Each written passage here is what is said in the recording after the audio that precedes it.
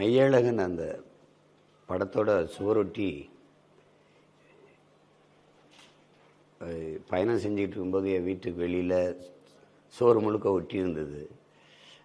பார்க்கும்போது அந்த மெய்யழகன்கிற தலைப்பு அதில் இருந்த இன்றைக்கி சினிமாட்டோகிராஃபி, கொரியோகிராஃபி இப்படி தான் எல்லா படங்களையும் வந்துக்கிட்டு இருக்குது. ஆனால் இங்கே ரொம்ப நாளைக்கு பிறகு நான் ஒளிப்பதிவு, நடனம், இது மியூசிக்குங்கிற இடத்துல இசை இதெல்லாம் பார்த்தோன்னே என் உணர்வோடு அப்படி ஒன்றிச்சு. இது நம்ம படம் மெய்யழகன். அதுவும் தம்பி கார்த்திகை, அரவிந்தசாமி 2 பேரும் அது அவங்க பார்க்கும்போதே இந்த படம் பார்க்கணுன்னு பேரார்வம் இருந்தது. நான் எல்லா உரையாடலையும் தமிழ் எழுதி தலைப்பெல்லாம் இது பண்ணும்போது எல்லோரும் ஒரு மாதிரி பார்த்தாங்க.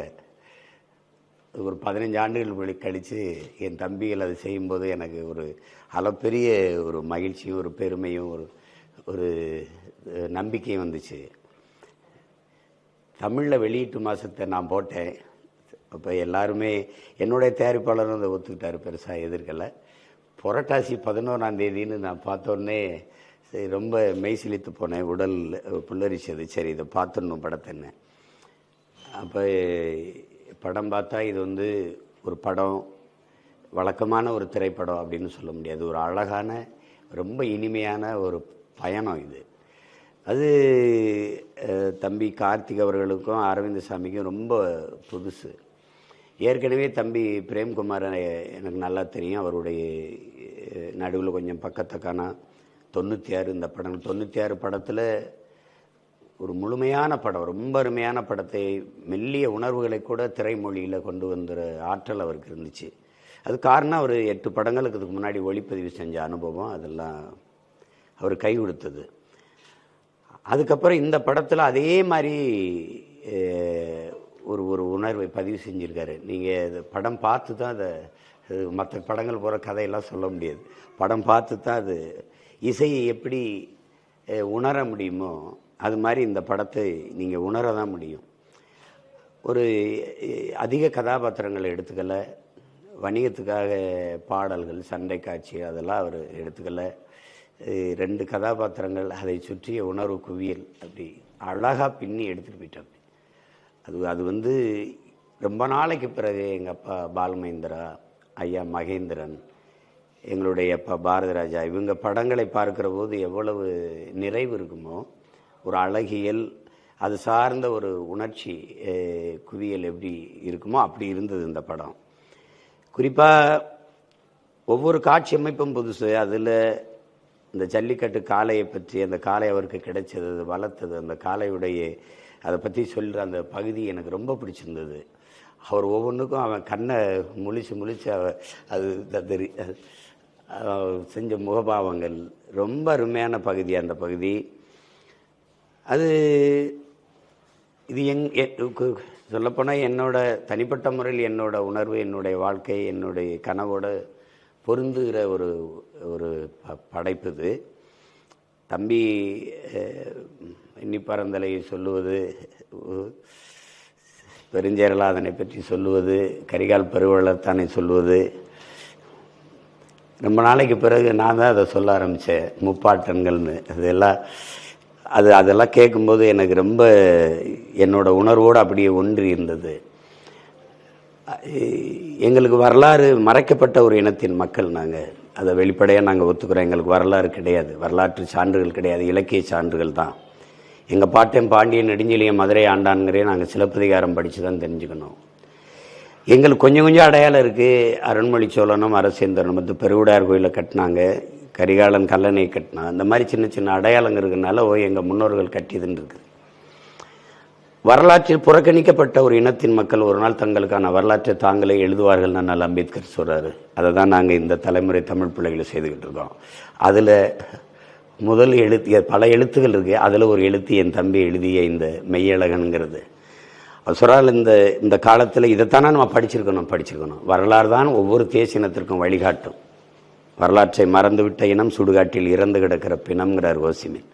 வரலாற்றை படிக்காதவன் வரலாற்றை படைக்க முடியாதுங்கிறார் அண்ணல் அம்பேத்கர். வரலாற்றை படி, வரலாறாகவே வாழ், வரலாற்றை படை, வரலாறாகவே வாழுங்கிறார் எங்களுடைய தலைவர் மேதகவி பிரபாகரன். இயற்கை எனது நண்பன், வாழ்க்கையின் தத்துவாசிரியன், வரலாறு என் வழிகாட்டிங்கிறார். அதை என் தம்பி இந்த ஒரு 20 நிமிஷம் வந்து அவளை உருக்கமாக அதை கடத்திருக்கான். எங்களுக்கு வீரப்பெண்ணுனாவே இந்த நிலத்தில் சான்சி ராணி தான். எங்கள் பாட்டி வேலுநாச்சியார் பிறந்து இறந்து 85 வருஷம் கழித்து தான் மணிக்கர்ணைங்கிற அந்த சான்சி ராணியை பிறக்கிறார். அப்படின்னா வடநாட்டின் வேலுநாச்சியார் தான் நீங்கள் பதிவு செஞ்சுருக்கணும். எங்களுக்கு வல்லபாய் பட்டேல் தான் இருக்கார், எங்கள் பாட்டனார் வஉசி இல்லை. மன்னன்னாவே, வீர மன்னன்னாவே இங்கே சிவாஜி தான், மராட்டிய மன்னன் சிவாஜி தான். எங்கள் பாட்டன் பூலித்தேவனோ, எங்கள் பாட்டியார் வேலுநாச்சியாரோ, மருதுபாண்டியரோ, பண்டாரவன்னியனோ, எங்களுடைய வீர பெரும்பாட்டன் தீரன் சின்னமலையோ, அழகு முத்துக்கோனோ, பெரும்பிடுகு முத்தரையரோ யாருமே எங்கள் வரலாற்றில் அதெல்லாம் எங்களுக்கு இல்லை. அப்படி இருக்கும்போது ஒரு திரைக்கதையில் போகிற போக்கில் இதெல்லாம் தேடணும்டா, படிக்கணும்டா, அதாண்டா நம்மளுக்கு நிம்மற செய்யுங்கிறது இருக்குல்ல, அது வந்து சாதாரணமாக சொல்ல முடியாது. இதை ஒரு திரைக்கதையாளன் வந்து செய்ய முடியாது, பெரிய உணர்வாளன் தான் செய்ய முடியும். அதை திரைப்படமாக செய்கிறதுக்கு ஏற்றுக்கிறது இருக்குல்ல, அது மிகப்பெரியது. அதற்கு என் உள்ளத்தின் அடித்தளத்திலிருந்து நான் இதை வாழ்த்துறேன். என் தம்பி சூர்யாவுக்கும் ஜோதியாவுக்கும், கூட இருந்த என்னுடைய ஆறுயிர் இளவல் ராஜா கற்பூர சுந்தரபாண்டியன் அவர்களுக்கு என்னுடைய ரொம்ப மனந்திறந்து நான் அவர்களை வாழ்த்துறேன். இப்படி ஒரு படைப்பை, மிக இயல்பான ஒரு படைப்பை, எந்த முகப்பூச்சும் இல்லாத முகங்கள், ஒரு இயல்பான ஒரு கருவியை வச்சு, ஒளிப்பதிவு கருவியை வச்சு எடுக்கிறோங்கிற ஒரு உணர்வே இல்லாத ஒரு பதிப்பு. அந்த மாதிரியான படங்கள் வந்து எங்கள் அப்பா பாலமேந்திரா, ஐயா மகேந்திரன், எங்களுடைய அப்பா பாரதி ராஜா, இந்த மாதிரி படங்களை தான் நீங்கள் பார்க்க முடியும். ஏன்னா ஒரு கருவி வச்சு எடுக்கிறாங்கங்கிற உணர்வே உங்களுக்கு இருக்குது, அதை மறந்துடுவீங்க. அப்படி ஒரு படம் அது. எடுத்த உடனேயே வந்து அன்பே இறை, அன்பே நிறை, அன்பே மறைங்கும் போதே நான் முடிஞ்சிட்டேன். படம் வந்து வேறு படத்தை எடுத்துட்டான் அப்படின்ட்டு. அது கோயில்கள்லாம் அவன் பின்னொலியில் வந்து எங்களுடைய ஓதுவார்கள் மந்திரம் ஓதுறாங்க. அவள் பசியோடு அந்த கோயிலை விட்டு வெளியில் ஏறும்போது ஒரு தூண் ஓரத்தில் நின்று எங்கால ஓதுவார் ஒருத்தர் சாப்பாடு கொடுத்தாரு. அது கோயிலுக்கு கொடுக்குற உணவு கொடுத்தாரு. அது எல்லாமே வந்து ரொம்ப கவனித்து எடுக்கப்பட்டிருக்கு. சாதாரண ஒரு படைப்பாளி இல்லை பிரேம்குமார், ரொம்ப பாராட்டத்தக்கது. நான் படம் வர்றதுக்கு முன்னாடியே 2-3 தடவை அழைச்சி பேசி பாராட்டினேன். இப்போ நான் உள்ளன்போடு சொல்கிறேன், இது மிகச்சிறந்த படம், மிகச்சிறந்த படம். படம்ங்கிறத விட ஒரு காவியம். பாதகம் செய்பவரை கண்டால் நாம் பயங்கொள்ளலாகாது பாப்பா, மோதி மிதித்து விடு பாப்பா, அவர் முகத்தில் உமிழ்ந்து விடு பாப்பா. அண்மை செய்திகளை உடனுக்குடன் தெரிந்து கொள்ள இணைந்திருங்கள் இயம்நாடு தொலைக்காட்சியுடன்.